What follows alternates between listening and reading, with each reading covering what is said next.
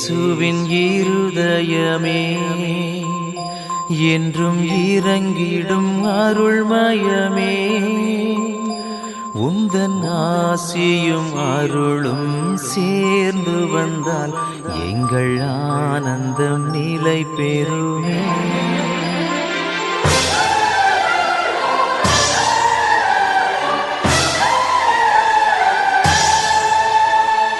இயேசுவின் இருதயமே என்றும் இறங்கிடும் அருள்மயமே, உந்தன் ஆசியும் அருளும் சேர்ந்து வந்தால் எங்கள் ஆனந்தம் நிலை பெறுமே.